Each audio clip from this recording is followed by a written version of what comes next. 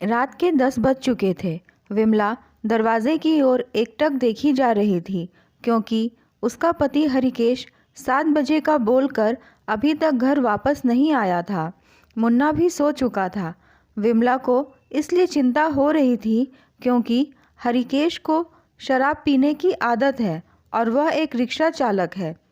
उसके मन में बुरे बुरे ख्याल आ रहे थे। कुछ ही देर के बाद वह दरवाजे पर खड़ी हो गई और अपने पति का इंतज़ार करने लगी। विमला के पिता ने जब विमला की शादी हरिकेश से की थी, तब हरिकेश को शराब पीने की आदत नहीं थी। वह बहुत ही समझदार व्यक्ति था। आसपास के लोग उसकी बहुत इज्जत किया करते थे।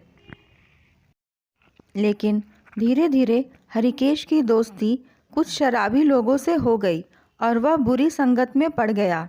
हरिकेश का रिक्शा भी कम चलने लगा, क्योंकि शराबी के रिक्शे में कौन बैठना चाहेगा। आस पड़ोस के लोग भी हरिकेश से घृणा करते थे, क्योंकि वह एक शराबी था। विमला को आज भी वह दिन याद है जब उसके पिता नाना बनने की खुशखबरी सुनकर आखिरी बार विमला के घर आए थे और हरिकेश ने भी उनका खूब आदर सत्कार किया था। पिताजी ने कहा था, हरिकेश, मेरी एक आखिरी विनती मानोगे? हरिकेश ने पिताजी की ओर देखते हुए कहा, हाँ हाँ, क्यों नहीं। पिताजी ने हरिकेश को समझाते हुए कहा, तुम शराब छोड़ दो, नहीं तो तुम्हारे बच्चे पर भी बुरा प्रभाव पड़ेगा। हरिकेश ने कहा, मैं वचन देता हूँ, अब से मैं शराब को हाथ भी नहीं लगाऊंगा। रिक्शा चालक हरिकेश का घर यही है? यह सुनकर विमला अतीत से बाहर आ गई और देखा कि सामने कांस्टेबल खड़ा है। घबराते हुए विमला ने कहा, जी हाँ। कांस्टेबल ने कहा, तुम्हारा पति शराब पीकर रिक्शा चला रहा था। ट्रक के नीचे आकर उसकी मृत्यु हो गई है। कल पुलिस स्टेशन आ जाना। यह सुनते ही विमला के तो पैरों तले ज़मीन खिसक गई। अब मुन्ना की सारी जिम्मेदारी विमला पर आ गई।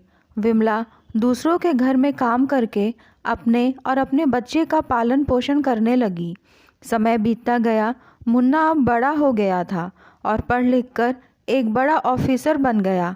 मुन्ना ने अब अपने पसंद की लड़की से शादी भी कर ली। शादी करने के बाद मुन्ना के व्यवहार में काफ़ी अंतर आ गया था। वह अपनी माँ की तरफ बहुत कम ही ध्यान देता था। विमला ने सोचा था, मुन्ना की शादी के बाद घर में उसे आराम होगा, बहू घर का सारा काम संभाल लेगी। लेकिन शायद विमला के नसीब में ऐसा लिखा नहीं था।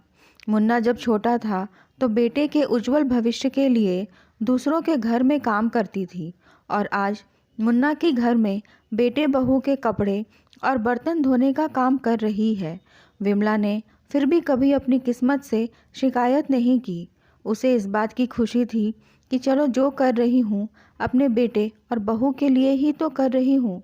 सर्दी के मौसम में एक टूटी चारपाई पर बिल्कुल बाहर वाले कमरे में एक छोटे से कंबल में सिमट कर सोई थी और सोच रही थी कि आज बेटे से कहूँगी, मुझे ठंड लगती है, एक नया कंबल लाकर दो। शाम को बेटा घर आया तो विमला ने बोला, मैं बहुत बूढ़ी हो गई हूँ, शरीर में जान नहीं है, ठंड सहन नहीं होती, मुझे नया कंबल दो। बेटा बोला, इस महीने घर के राशन में बहुत खर्च हो गया है, कुछ पैसे हैं, पर तुम्हारी बहू के लिए शॉल लाना है। वह बाहर जाती है, तुम तो घर में ही रहती हो, सहन कर सकती हो। यह सर्दी निकाल लो, अगले साल ला दूंगा। बेटे की बात सुनकर चुपचाप सिमट कर कंबल में सो गई। अगले दिन सुबह देखा तो विमला इस दुनिया में नहीं रही। सब रिश्तेदार पड़ोसी एकत्रित हुए। बेटे ने विमला जी की अंतिम यात्रा में कोई कमी नहीं छोड़ी। बहुत महंगी शॉल ओढ़ाया था। सारी दुनिया अंतिम संस्कार देखकर कह रही थी, हमको भी हर जन्म में भगवान ऐसा ही बेटा दे। दुनिया वालों को क्या पता कि विमला एक शॉल के बिना ही इस दुनिया से चल बसी।